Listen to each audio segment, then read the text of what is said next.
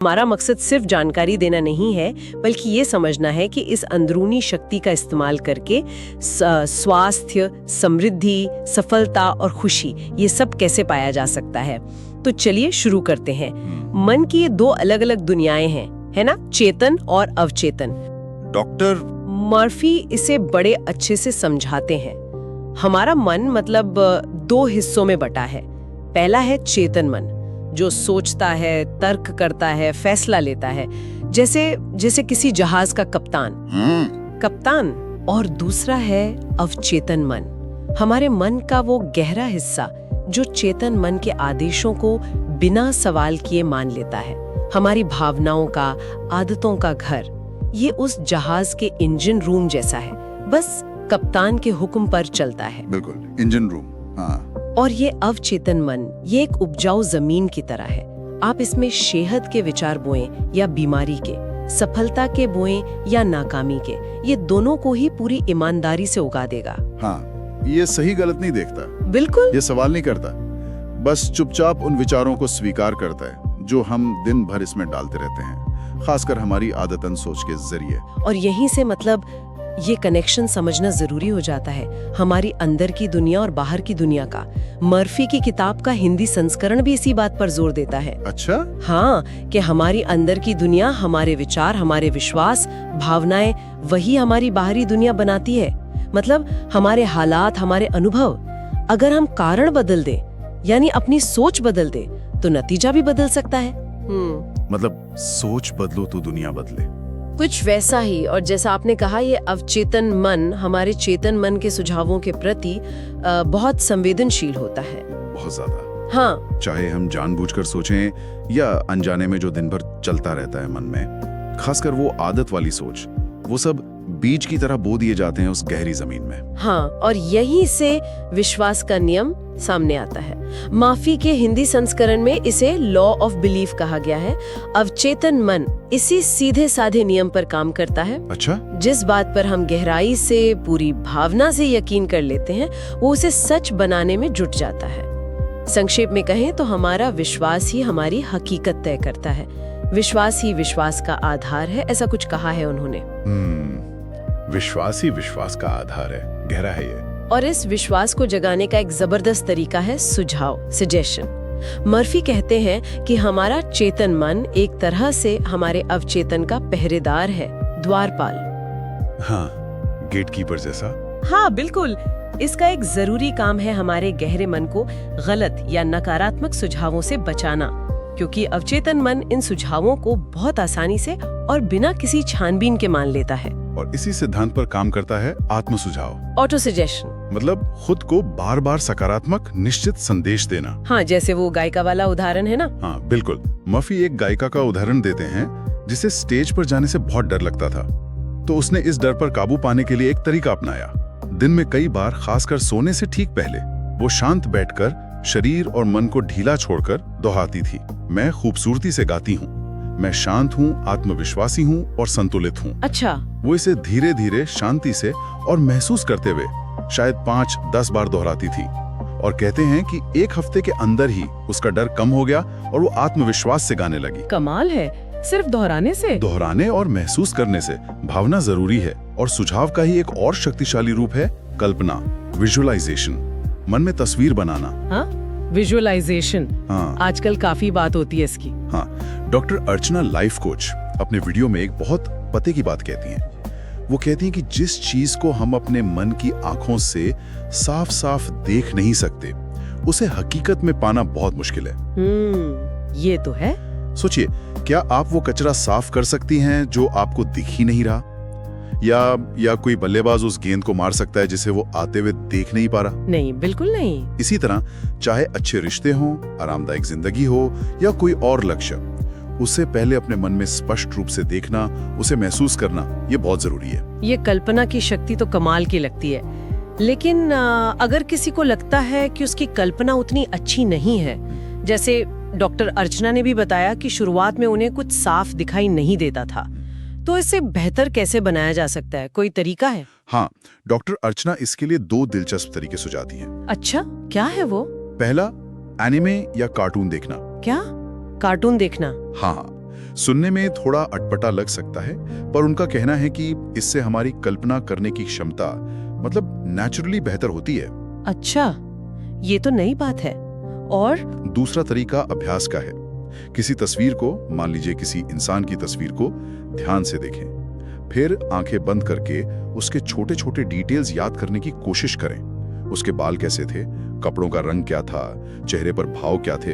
अच्छा, मतलब memory game जैसा। हाँ, कुछ वैसा ही। इस तरह के अभ्यास से मन में तस्वीरें बनाने की हमारी काबिलियत धीरे धीरे बढ़ती है। ठीक है, तो हमने समझा कि मन के ये दो हिस्से कैसे काम करते हैं और विश्वास, सुझाव, कल्पना की इसमें क्या भूमिका है।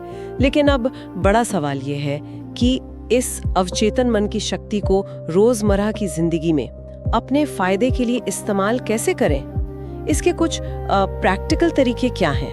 डॉक्टर मर्फी अपनी किताब में कई तकनीकों का जिक्र करते हैं ना। हाँ, बिल्कुल। डॉक्टर मर्फी ने कई कारगर तरीके बताए हैं। चलिए कुछ मुख्य तकनीकों पर थोड़ी गहराई से बात करते हैं। हाँ, बताइए। पहली और शायद सबसे जानी मानी तकनीक है सकारात्मक कथन, अफर्मेशंस जिसे कहते हैं। हाँ, अफर्मेशंस सुना है। इसका मतलब है स्पष्ट सकारात्मक वाक्यों को वर्तमान काल में बोलना, पूरी भावना और विश्वास के साथ दोहराना, जैसे कि बेहतर स्वास्थ्य, सफलता या मन की शांति पाने के लिए। मर्फी एक 75 साल की विधवा का उदाहरण देते हैं जो बहुत अकेला महसूस करती थी। उन्होंने बार बार पूरी शिद्दत से ये दोहराना शुरू किया, मुझे चाहा जाता है, मुझे प्यार किया जाता है, मेरा विवाह एक दयालु, स्नेही और आध्यात्मिक सोच वाले पुरुष से खुशी खुशी हो गया है, मैं सुरक्षित और संतुष्ट हूँ। अरे वाह। उन्होंने इसे दिन में कई बार दोहराया और कहते हैं करीब 2 हफ्तों में उनकी मुलाकात एक रिटायर्ड फार्मासिस्ट से हुई, जिनसे बाद में उनका विवाह भी हुआ। तो ये सिर्फ इच्छा करना नहीं है, बल्कि उसे मन में एक सच्चाई की तरह मान लेना है, जैसे वो हो चुका है। बिल्कुल सही कहा। ये उस इच्छा के सच होने की भावना को महसूस करना है, जैसे वो अभी हो रहा हो। अच्छा, और दूसरी तकनीक? दूसरी तकनीक है मानसिक फिल्म विधि, मेंटल मूवी मेथड। कहावत है ना, एक तस्वीर 1000 शब्दों के बराबर होती है। हाँ। इस तकनीक में आप अपनी इच्छा पूरी होने के बाद के अंतिम परिणाम की मन में एक जीती जागती फिल्म बनाते हैं। आप उसे होते हुए देखते हैं, उसमें शामिल लोगों को देखते हैं, आवाजें सुनते हैं और सबसे जरूरी उस सफलता की खुशी को महसूस करते हैं। अच्छा, जैसे कोई मूवी देख रहे हो अपने मन में। हाँ, बिल्कुल। जैसे अगर कोई अपना घर बेचना चाहता है तो वो कल्पना कर सकता है कि खरीदार उसे चेक दे रहा है, वो चेक हाथ में लेकर खुशी महसूस कर रहा है, धन्यवाद दे रहा है। इस मानसिक फिल्म को बार बार देखने से अवचेतन मन उसे एक सच्चाई की तरह स्वीकार करने लगता है। ये तो कल्पना को और भी ज्यादा सजीव और शक्तिशाली बनाने जैसा लगता है। हाँ, ये कल्पना को एक कहानी, एक अनुभव में बदल देता है। तीसरी महत्वपूर्ण श्रेणी है नींद की तकनीकें, स्लीपिंग टेक्निक्स। सोने से पहले वाली। हाँ, सोने से ठीक पहले की उनींदी अवस्था या सुबह जागने के तुरंत बाद की अर्ध निद्रा वाली हालत, ये अवचेतन मन तक अपनी बात पहुंचाने के लिए सबसे असरदार समय माने जाते हैं। क्यों? ऐसा क्यों? ऐसा इसलिए क्योंकि इस समय हमारा चेतन मन, हमारा वो तर्क वितर्क करने वाला दिमाग लगभग शांत होता है, प्रतिरोध कम करता है। अच्छा, तो सुझाव आसानी से अंदर चला जाता है। हाँ, बिल्कुल।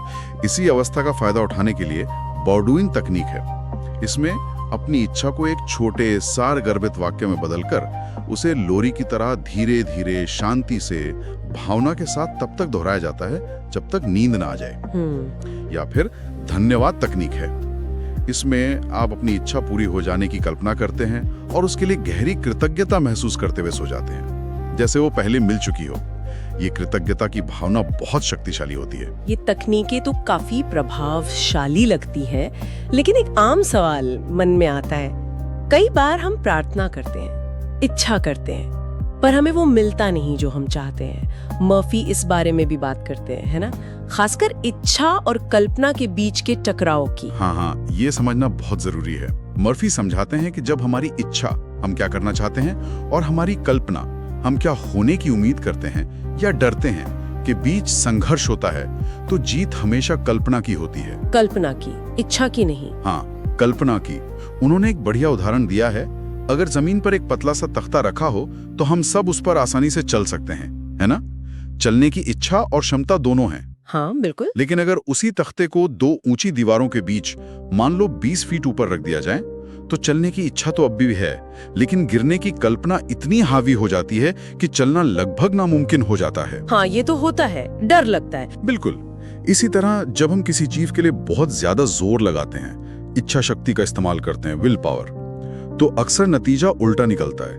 अच्छा, जैसे परीक्षा के समय कोई छात्र जोर लगाकर याद करने की कोशिश करता है, पर डर और असफल होने की कल्पना के कारण सब भूल जाता है। हाँ, ये तो मेरे साथ भी हुआ है। सबके साथ होता है। जैसे ही दबाव हटता है, उसे सब याद आ जाता है। इसीलिए मर्फी कहते हैं कि अवचेतन मन को प्रभावित करने के लिए जबरदस्ती या तनाव भरे प्रयास की बजाय एक शांत, सहज, विश्वास भरी अवस्था और स्पष्ट कल्पना ज्यादा कारगर है। प्रयास कम से कम होना चाहिए। मतलब लेट इट गो वाला फंडा। हाँ, एक तरह से विश्वास के साथ उसे छोड़ देना। ये सब सुनकर वाकई मन की इन शक्तियों के प्रति एक गहरा सम्मान महसूस होता है। और ये जानना भी कितना दिलचस्प है कि मनोविज्ञान के कुछ आधुनिक विचार, जैसे सिगमंड फ्रॉइड के सिद्धांत, वो भारत के हजारों साल पुराने दर्शन से कितने मिलते जुलते लगते हैं। हाँ, मैंने भी पढ़ा था इसके बारे में। एबीपी न्यूज का एक लेख था शायद। हाँ, वही। ये तुलना वाकई ध्यान खींचती है। लेख कुछ खास समानताओं की ओर इशारा करता है। जैसे मन की बनावट। फ्राइड ने मन के 3 हिस्से बताए थे, इड, ईगो और सुपर ईगो। इड मतलब मूल इच्छाएं, खासकर यौन और आक्रामक प्रवृत्ति। ईगो जो वास्तविकता और इड के बीच संतुलन बनाता है, और सुपर ईगो हमारी नैतिकता, हमारे आदर्श। हाँ, ये तो पढ़ा है साइकोलॉजी में। अब इसकी तुलना की गई है सनातन धर्म के 3 गुणों से, तमस, अज्ञान, जड़ता, रजस, क्रिया, जुनून, वासना, और सत्व, शुद्धता, ज्ञान, संतुलन। अच्छा, ये तो दिलचस्प कनेक्शन है। हाँ, दोनों ही मॉडल मन के अंदर चलने वाले संघर्ष और संतुलन को समझने की कोशिश करते हैं। फिर है आत्मनिरीक्षण का महत्व। फ्राइड का मानना था कि मनोविश्लेषण के जरिए व्यक्ति अपने अवचेतन मन, जिसे वो अनकॉन्शियस कहते थे, उसमें दबी हुई इच्छाओं और संघर्षों को समझकर मानसिक परेशानियों से मुक्त हो सकता है। ये पतंजलि के योग सूत्र के योगश्चित्त वृत्ति निरोधः से काफी मिलता जुलता है। योग क्या है? मन की वृत्तियों यानी हलचलों का नियंत्रण। दोनों ही अपने अंदर झांकने और मन की गहराइयों को समझकर समाधान पाने पर जोर देते हैं। वाह, ये तो कमाल की समानता है। और क्या था? जीवन ऊर्जा। फ्रॉइड की एक मुख्य अवधारणा थी लिबिडो, जिसे उन्होंने मूल जीवन ऊर्जा, खासकर यौन ऊर्जा माना, जो हमारे कई कामों के पीछे होती है। हाँ, लिबिडो। इसकी तुलना भारतीय परंपरा के 4 पुरुषार्थों में से एक काम से की गई है। यहाँ काम का अर्थ सिर्फ यौन इच्छा नहीं, बल्कि जीवन की एक व्यापक, रचनात्मक और नैसर्गिक शक्ति है। ये समानताएं तो सचमुच सोचने पर मजबूर करती हैं। क्या इस बात का कोई सबूत है कि फ्रॉइड ने वेद या उपनिषद जैसे भारतीय ग्रंथ पढ़े थे, या ये बस संयोग है? देखो, लेख के मुताबिक इस बात का कोई सीधा सबूत नहीं है कि फ्रॉइड ने खुद ये ग्रंथ पढ़े थे, लेकिन उनके एक समय के साथी थे कार्ल गुस्ताव जुंग। हाँ, जुंग। उनसे बाद में मतभेद हो गया था ना? हाँ, तो जुंग ने भारतीय दर्शन का गहरा अध्ययन किया था और वो उससे काफी प्रभावित थे, और जुंग और फ्राइड के बीच लंबे समय तक विचारों का आदान प्रदान होता रहा।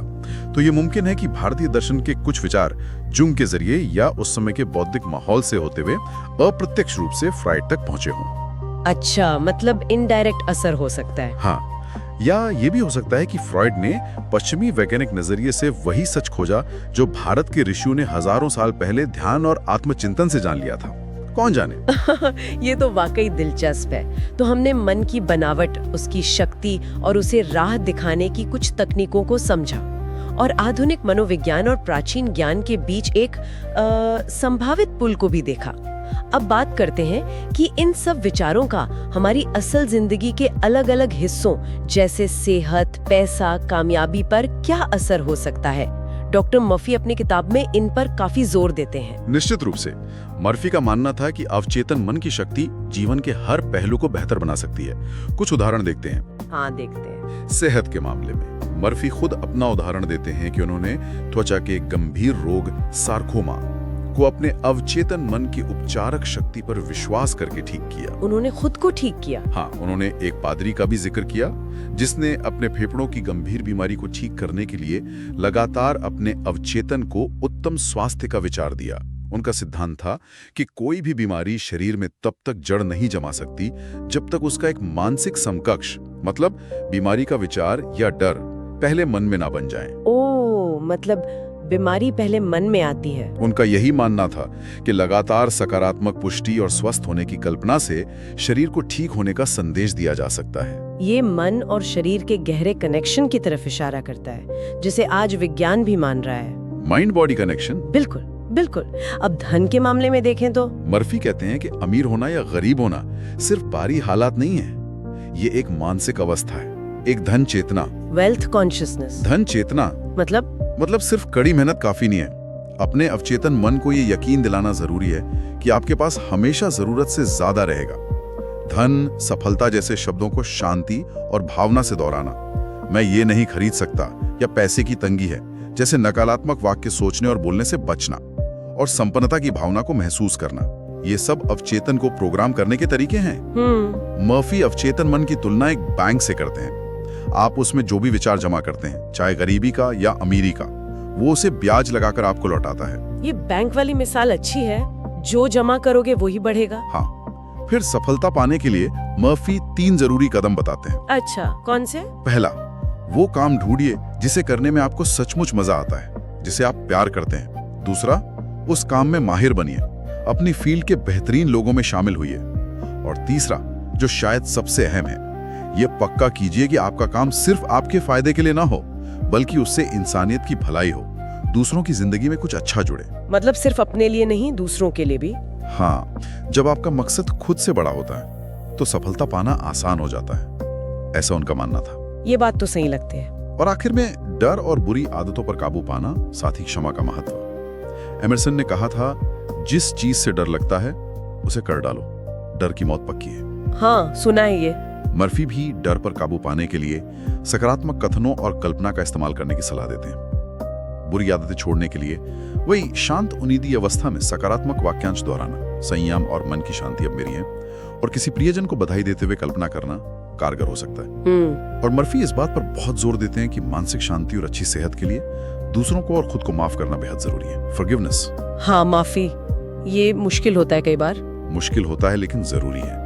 मन में किसी के लिए गुस्सा या कड़वाहट रखना वो जहर पीने जैसा है जो आप खुद पीते हैं और उम्मीद करते हैं कि दूसरा मरेगा। सही कहा। क्षमा करने के लिए शांत होकर पूरी भावना से कहें, मैं उस व्यक्ति का नाम को पूरी तरह माफ करती हूँ, मैं आजाद हूँ और वो आजाद है।